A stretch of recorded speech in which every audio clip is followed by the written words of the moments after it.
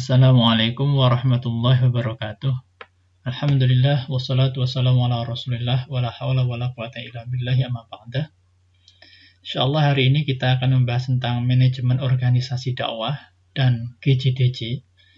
GJDJ itu gerakan jamaah dan dakwah jamaah. Ini saya ringkas dari buku kuliah fikih dakwah halaman 98 sampai 117.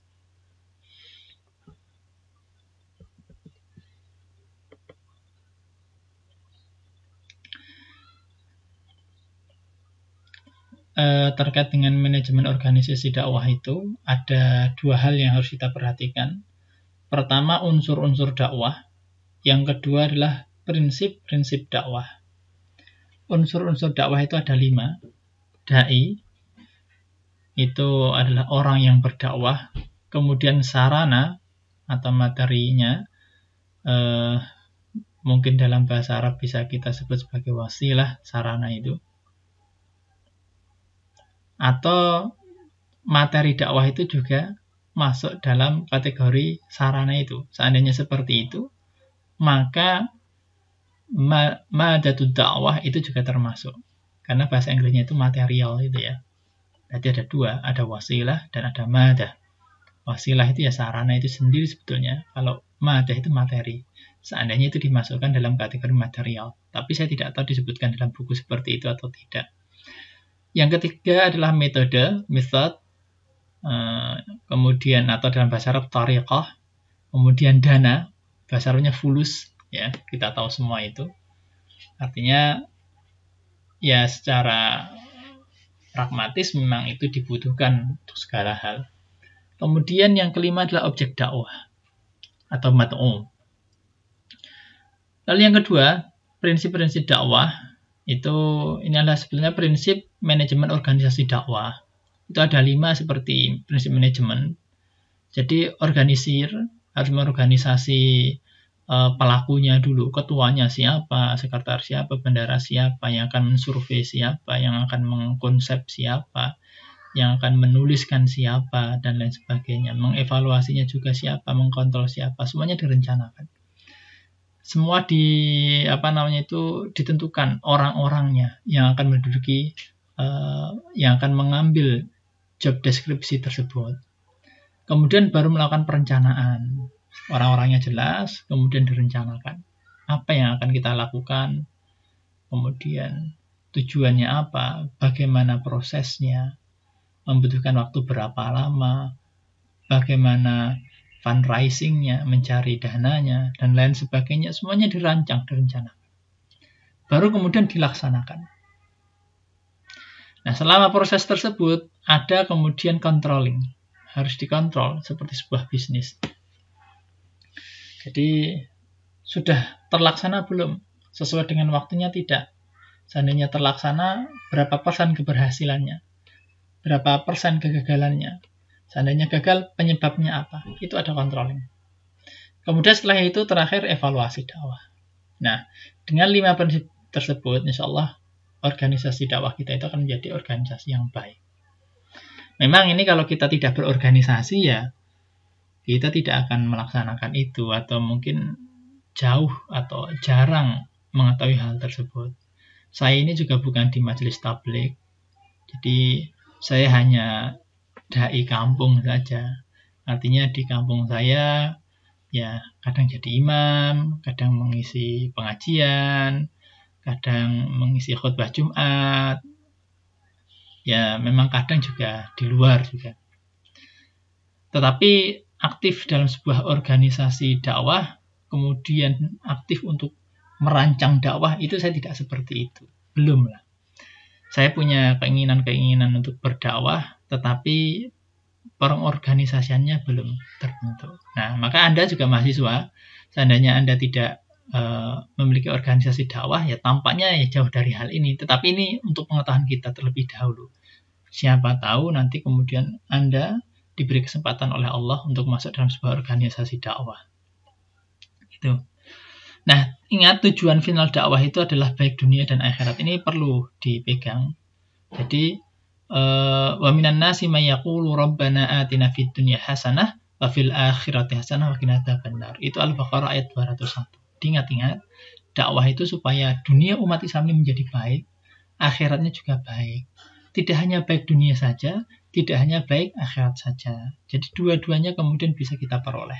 Itulah kemudian yang menjadi tujuan final dari dakwah.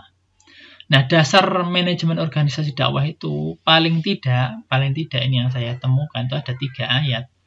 Pertama, As-Saff ayat 4, Innallaha yuhibbul ladzina yuqatiluna fi sabilihi saffan ka'annahum bunyanun marsus. Allah suka kalau kita berjuang dalam barisan yang teratur dan kokoh. Itu maka kita butuh bersama-sama seperti tim bola. Itu akan kokoh kalau kerjasamanya itu kuat. Nah, inilah kemudian yang perlu kita perhatikan. Kemudian Al-Hasyr ayat 18, Ya ayyuhalladzina amanu taqullaha wal tanzur nafsum ma qaddamat lighad wattaqullaha innallaha khabirum bima ta'malun. Innallaha khabirum bima ta'malun. Ayat ini mengisyaratkan perintah kita untuk merancang dakwah atau merancang apa yang akan kita lakukan ya berdasarkan evaluasi apa yang telah kita lakukan. Kita sudah melakukan apa, itu kita evaluasi, kemudian kita merancang ke depan seperti apa, kita evaluasi lagi, kita rancang lagi ke depan seperti apa, kita evaluasi lagi, merancang ke depan seperti apa, sampai nanti masa depan kita di akhirat menjadi baik. Atau masa depan kita ketika hari kiamat menjadi baik. Maka lighat ini untuk masa depan itu, kalau dalam tafsir itu, disebut itu sebagai hari kiamat. Tetapi kan prosesnya seperti itu. Rancang, evaluasi, rencana, evaluasi, seperti itu. Ali Imran 104 menegaskan supaya kita membentuk sebuah kelompok ummah, kelompok masyarakat untuk kemudian berdakwah. Jadi ada 3 ayat ini, nanti silahkan diperhatikan. Kemudian gerakan jamaah dan dakwah jamaah sendiri. Dakwah artinya apa? Itu sudah kita singgung di Kamus Munawwir kemarin itu. Kemudian jamaah itu kesatuan, kumpulan atau kelompok orang. Nah, gerakan jamaah dan dakwah jamaah itu terdiri dari 5-15 keluarga. Jadi 5-15 anggota beserta keluarganya, maka 5-15 keluarga sebetulnya dibina oleh seorang mubalik Muhammadiyah. Nah, mubalik Muhammadiyah ini dia berasal dari jamaah inti. Yang jamaah inti itu adalah anggota aktif ranting Muhammadiyah. Dia juga seorang mubalik. Nah, kemudian jamaah inti ini mengajak orang lain sehingga jadilah kelompok kecil 5-15 keluarga. Seperti itu. Nah, GJDJ ini adalah kegiatan sekelompok orang yang mengajak kelompok orang lain untuk memahami dan mengamalkan ajaran Islam. Ini. Jadi ini penting.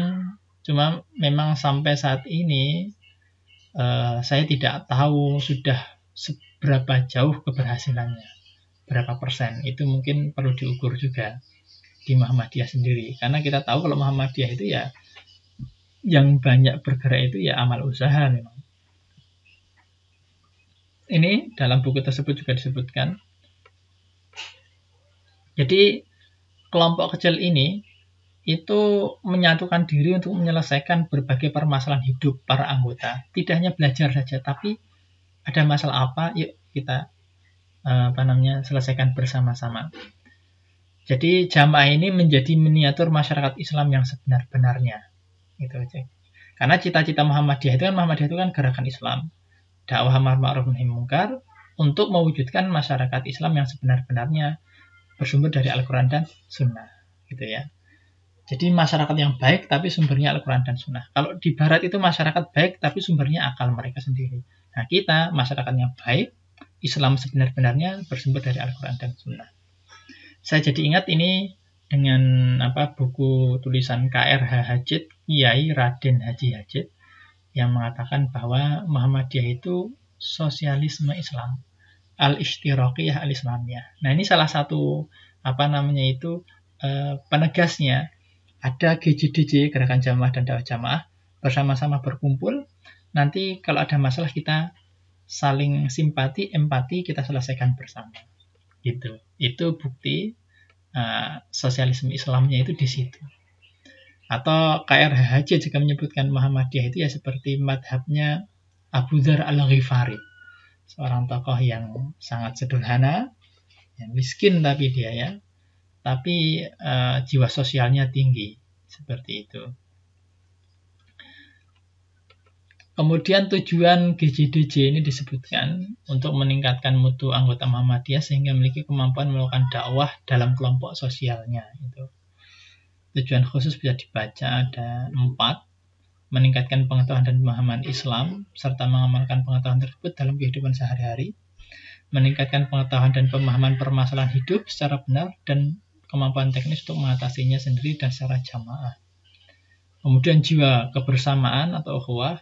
Kemudian kesediaan untuk bekerja sama dalam suatu jamaah. Nanti menyelesaikan permasalahan hidup sendiri dan anggota lainnya. Nah, seperti itu. Strateginya ada 3. Pertama, PRM membentuk inti jamaah. Kemudian baru PRM membentuk jamaah. Kemudian PRM berkoordinasi dengan PCM dan PDM membuat program. Ini mau dibawa kemana? Gerakan jamaah dan dakwah jamaah itu. Objek dakwahnya ada 5. Maaf, ada 4. Pertama, anggota Muhammadiyah. Kemudian setelah itu naik karyawan amal usaha. Ini di beberapa PTM perguruan tinggi Muhammadiyah sudah ada. Jadi dosen itu kan wajib untuk pengabdian masyarakat. Maka salah satu cara pengabdiannya itu mengabdi di ranting atau cabang Muhammadiyah. Gitu. Jadi karyawan amal usaha itu bisa masuk. Setelah itu baru melebar ke masyarakat muslim lainnya, baru ke masyarakat umum, baik dia muslim maupun non-muslim, itu bisa kita ajak dalam sebuah kumpulan, apakah nanti bentuknya seperti apapun bisa, tetapi di sana kemudian kita belajar Islam, kemudian saling memperhatikan kehidupan sosial kita, supaya menjadi masyarakat Islam yang sebenar-benarnya. Ini contoh gerakan jamaah dan dakwah jamaah dalam buku halaman 117. Ada dalam kegiatan keagamaan ya kajian Islam, kegiatan sosial ekonomi yaitu meningkatkan keterampilan apapun itu, sehingga kita mendapatkan atau memperoleh tujuan dakwah final seperti dalam Al-Baqarah ayat 201 tadi, Rabbana atina fid dunya hasanah wa fil akhirati hasanah wa qina adzabannar. Semoga bermanfaat. Terima kasih. Assalamualaikum warahmatullahi wabarakatuh.